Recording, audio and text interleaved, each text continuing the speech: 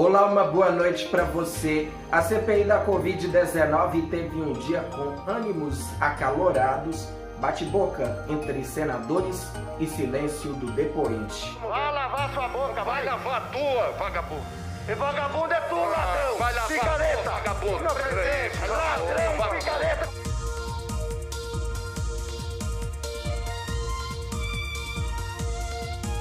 E veja também, 44% dos entrevistados pelo Datafolha reprovam o desempenho do Congresso Nacional.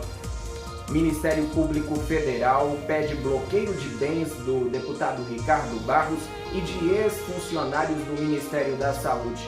E ainda o novo embate entre o Ministério da Saúde e o Instituto Butantan. Todas estas e outras notícias aqui e agora no Edição Brasil, que já está no ar, trazendo o que foi notícia nesta quinta-feira. A arrecadação federal nos meses de agosto teve o seu maior patamar neste ano. De acordo com dados divulgados nesta quinta-feira pela Receita Federal, o governo arrecadou mais de 146 bilhões de reais no mês passado, com aumento de 7,25% em valores corrigidos pelo Índice Nacional de Preços ao Consumidor Amplo, o IPCA. Nos 8 primeiros meses do ano, a arrecadação federal soma 1,199 trilhão, com alta de 23,53% acima da inflação pelo IPCA, também recorde para o período. Uma pesquisa Datafolha divulgada nesta quinta-feira mostra que a maioria dos entrevistados reprovam o desempenho do Congresso Nacional. Vamos aos números. Na pesquisa anterior, 38% dos entrevistados consideravam o desempenho do Congresso ruim ou péssimo, agora são 44%. Na pesquisa anterior, 43% consideravam o desempenho dos congressistas regular, agora são 40%. Na pesquisa em julho, 14% consideravam o desempenho ótimo ou bom, agora são 13%. Não sabe, passou de 5% para 3%. O Datafolha ouviu 3.667 pessoas entre os dias 13 e 15 de setembro em 190 municípios brasileiros. A margem de erro é de 2 pontos percentuais para mais ou para menos e o índice de confiança é de 95%. A CPI da Covid-19 no Senado vai ouvir o empresário Luciano Hang na próxima quarta-feira. A convocação dele já estava aprovada desde o mês de julho, mas estava desde então sem uma data marcada. Os senadores também aprovaram a convocação de Bruna Morato, que é a advogada dos médicos que denunciaram irregularidades na Prevent Senior. Ainda nesta mesma frente de investigação sobre a Prevent, será ouvido o secretário estadual de saúde de São Paulo, Jean Gorenstein. Hoje, na CPI da Covid, foi recebido o diretor institucional da Precisa Medicamentos, Danilo Trento. O depoente ficou por vários momentos em silêncio, o que irritou os senadores que aprovaram a quebra de sigilo bancário, fiscal, telefônico e telemático. Vale lembrar que Danilo obteve uma decisão a seu favor concedida pelo Supremo Tribunal Federal, um habeas corpus que o permitiu ficar em silêncio quando as perguntas o incriminassem.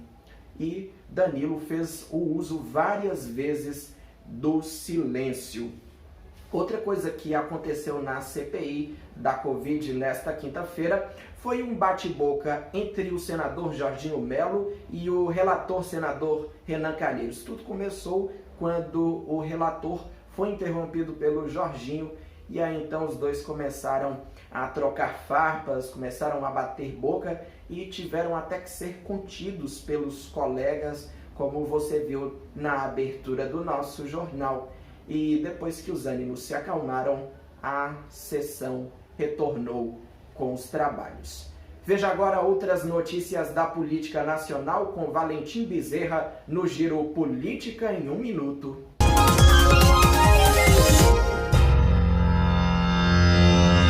Movimentos sociais ocupam a Bolsa de Valores em São Paulo contra o desemprego e a inflação. O protesto dentro e em frente à B3 no centro durou cerca de 2 horas. O Ministério Público Federal voltou a pedir na Justiça o bloqueio de cerca de 20 milhões em bens do deputado Ricardo Barros, de 4 servidores e ex-servidores do Ministério da Saúde e da empresa Global Saúde. Atual líder do governo Bolsonaro na Câmara, Barros é alvo de ação de improbidade por contrato firmado quando ele foi ministro da Saúde no governo de Michel Temer. Augusto Aras tomou posse para seu segundo mandato de 2 anos à frente da PGR.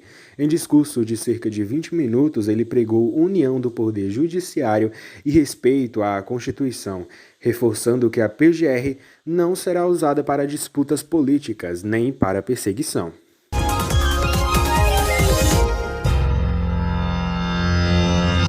Novo embate entre o Ministério da Saúde e o Instituto Butantan. A pasta afirma que o Butantan quebrou uma cláusula contratual de exclusividade. O Instituto nega.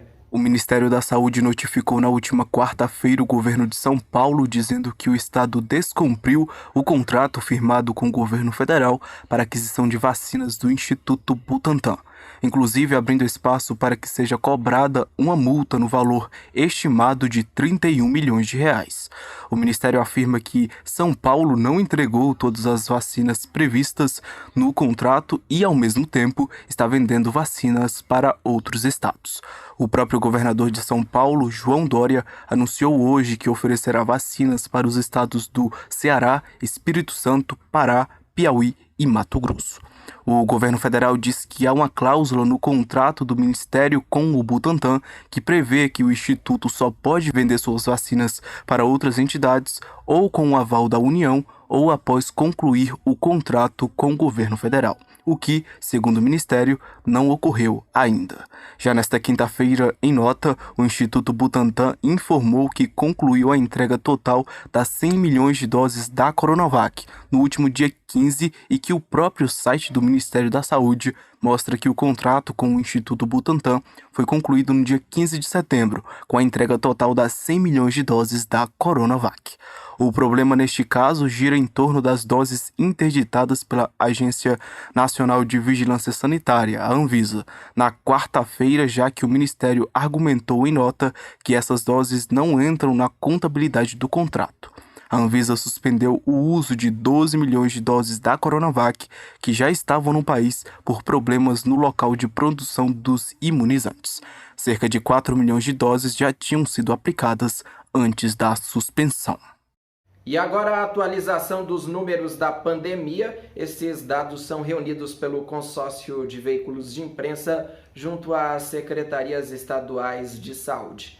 Nas últimas 24 horas foram confirmados 25.348 casos de Covid-19. O total de casos está em 21.307.960. Nas últimas 24 horas foram confirmados 661 óbitos por causa do novo coronavírus. E o total de vidas perdidas desde o início da pandemia está em 593.016. Vacinação. A primeira dose foi aplicada em 144.307.827 pessoas. Esse número corresponde a 67,65% da população brasileira. E a segunda dose, ou a vacina de dose única, foi aplicada no braço de 84.428.532 cidadãos. Esse número corresponde a 39,58% da população brasileira que está com esquema vacinal completo. E destes que estão com esquema vacinal completo, eu também me incluo. Graças a Deus, tomei a segunda dose da vacina nesta quarta-feira. Assim que você tiver a oportunidade, também se vacine contra a Covid-19. É importante para que a gente possa vencer esta pandemia. O Edição Brasil fica por aqui. Para rever o que a gente mostrou, acesse o nosso site Muito obrigado pela companhia, uma boa noite para você, uma ótima sexta e um excelente fim de semana.